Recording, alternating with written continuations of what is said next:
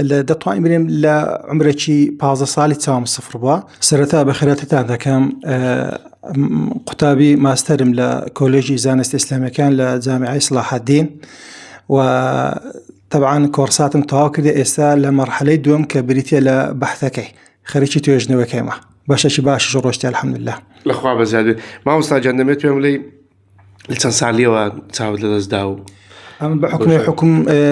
عمرم 40 ساڵە دەتوانین برێم لە عمرێکی 15 ساڵی چاوم سفر بووە، بەڵام بە شێوەیەکی تەدریجی لە 15 ساڵی و هەتاوەکو ئێستا برێن کە سفرەکە هیچ نابینێتە. زۆر باشە. چیرۆکی تو جیاوازە لەگەڵ کەسی دیکە لەبەرەوەی خوێندکاری ماستەری و لە ماڵیشەوە خێزانیشت پێکینا و ژیان هاوسەرگیرت پێکینا هەنگوینیش دەفرۆشی لە نێو ماڵەکەی خۆت دەمێت باسی ئەوم بۆ بکەوە چۆنە و کارێت و بەڵێ خۆی ئەوە پێداویستەکانە دەتام فرۆشتنی هەنجینم مەزدەری دووەمە لە مەعیشەتم چونکە بە حکمێم کە مامۆستامە و ڕسمیشمدا مەزرامە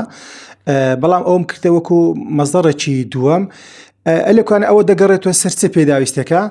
یەکەم شت هەر یەک لەمە خاوەن وزەیەک و تاقەیەکی خۆتی گرنگ ئەوێ بەگڕی بخاتن ئەو گڕخستنە بەچ دەبکێتن دەبی بە خۆی پەروەردەکە ئینسان لە چەند بەش پێکات یەک لەو بەشانە کە بەشی عەقڵە ئینسان دەبی عەقڵی خۆی پەروەردەکاتن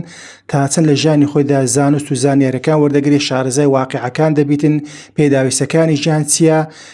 کو تێدەکاتن لەو بابەتانە جا ئەوە هۆکارێکی گەورەیە کە تاوەکو ئەم بێمەنە ئەو بازاڕەی وەکو کەسابەت چکە کەسابەت کەرامەتی ئینسانە و حەقەکی هەم کەسێکە بە بێ جیاوازی بەڵام دەگەڕێتەوە سەر قودرەت و ئەو توانەیە کە هەیەی تا چەند مەشمولی ئەو ئیشەیە کە بەکاری دێنێتن. باشە مامۆستا ئێستاوە بزانیمان کاری دووەمتە و ئەو کارە دەخی باشە چۆن دەیفرۆشی چۆن بە خەڵکی دەڵی کاکە من هەنگوینمێ لە کاتێکدا لەوانە نەتوانێت بچیت هەموو شوێنێک هەنجینەکەش خۆی دەدوێتە ئێستا دەتوانێت عەرزەکان بکەین و مەسەلەن پێی دەڵێم ئەو هەنجیرە لە مەتیقەی سیدەکان هاتیە بە تەبیعی گەورە بووە و هەروەها بێتەوە بە شەرتی موختەبەریش مەسەلەن لە بۆ منە ئەم پێشەوەی بفرۆشمە خەڵکی مەسەلەن ئەو هەنجینە لە فەحز دەدەم لە موختەبەر دەدەم کە موختەبەر ڕێژەکەی دیاری دەکە بەڵێ هەنجینێکی ئەسڵیە بێ ئیشکالە ئەو کاتی وەرەقەکە هەم موجودە پێی دەسەلمێن ئەو وەرەقەکە تو کە وەرەقەی موختەبەر لەکو بەڵگەیە تەواو ونیا بەڵگەی تەواو تێستی موختەبەریشت کردو بۆ هەنگوینەکە طبعا ئەدیکو موجودە تێستەکان موجودە چونکە بەو نوعە دەیخێنێ بازە. زۆر باشە مامۆستا ئێستا من هاتوومە نیوکیلۆنگینم لە جەنابەت کڕی و بڕێک پارەت پێ دەدەم دەڵێم مامۆستا ئەمە 40,000 دینارە. باشە تۆ چۆن دەزانی ئەمە بە نمونە ئێستا من ئەو پارەت پێ دەم دەڵێم کاکە ئەمە 25,000 دینارە ئەو پارەیە بگرە ئەمە 25,000 مندام بە تۆ چۆن دەزانی و 25,000 طبعا لە دوو ڕێگە ئەوە ڕێگای یەکەم چۆن دەڵێ سیقە و شخصیاتەوە دەورێکی گەورەیە بەس ئەگەر ئەوەش نەبێتن لە ڕێگەی ئامێر مثالەن ئێستا ئەم مۆبایلەکەم بەرنامەکی لەسرە کە پێ دەگوتێت قاری العملە واتە خوێندنەوەی پارەکان ئێستا بدام لە مەسەن دیناری عراقی فلاشەش ئەها لێ دەدەم زۆر بە ئاسایی پێت دەڵێ ئەو 25 ئێستا ئەوە ئەگەر خۆم قیاز نەکەم لە بابەتەکەی مەسەلەن ئەو بابن حسابی 25 لۆکە بەس گریمان گومانی خۆم ئیش پێ نەکەم گومانی خۆت کار پێ مەکە گومانی خۆم کار پێ نەکەم مەسەلەن لە ڕێگەی ئەو مۆبایلەکە زات اسم سب برنامج برشة بيوتي لا أساي ما شاء الله لسه يجوا الكاميرا البريد مجلد فوت التذكير الملاحق الأسهم طائم الكتب البودكاست إرسال الجهات الصفحة 1 من 4 الصفحة 3 قارئ العملة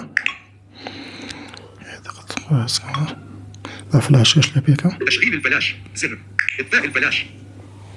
10,000 استودر 10,000 ده زهر يعني أودي زاني 5 المزيد من أودي دام بدرسة مامۆستا گوتم 25,000 بەڵام 10,000 بوو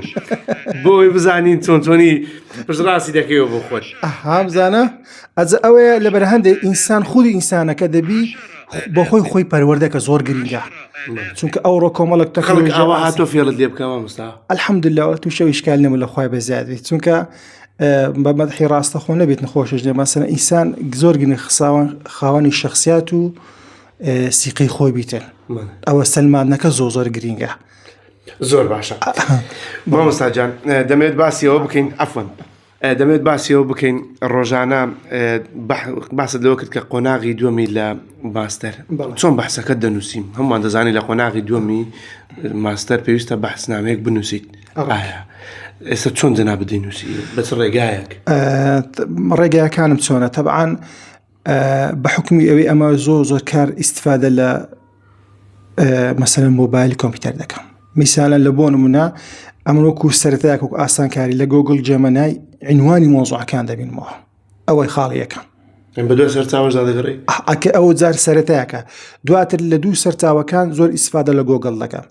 لە دووی مەکتەبە شامیلە هەیە ئیسفادە لەوی دەکەم ئەوش کە لە ڕێگای لاپتۆپ ئیش پێ دەکەم چونکە ئێستا لاپتۆپ گچکەترە طبیعی خۆی بەرنامەی ناتقی لەسرە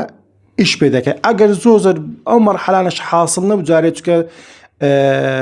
مثلا بابرین جیهازە مثلا ڕەنگە ئەو بەرنامە داخل نەکرابێتن ئەو پەنا بە هاوکارەکان دەبە مثلا لە ڕێگەی مەکتەبەکانە مثلا کە لەگە برادری چخۆمێ یان کەسێک تەکلیف دەکەم مەزدەڕەکەم لۆ دەبێتەوە دەبێتە ڕایکردنی ئیشەکانم و بەنسبەت نووسینەکە تایپکردنەکە ئەو شتێکی ئاسان نازم عادەتی کە لە 2006 کە سنتەر یەکەم سنتەری کۆمپیوتەر ئەتەنێ هاتە هەولێر لە عێراق ئەو کاتی ئەمە دەورەمان کرد مەسەن ئێستا لە وەڕ زۆر کەیف پێ دێتن ئەم لە سە وەڕ هەستن ئێستا لاپتۆپان لە پێش نییە 9 ئیش دەکات لەسەر لاپتۆپ ئەو دەورێت بە ئیش دەکاتن لۆ طبعا ئەمە لە کیبۆردی کۆمپیوتەری بخۆی 3 ڕێزە کە 5 ئەوها لە سەتری ناوەندا دەنێم 8 ئیشکردنە نووسینە ئەو 5 مەسافێ سپیس ئەوا دەکات.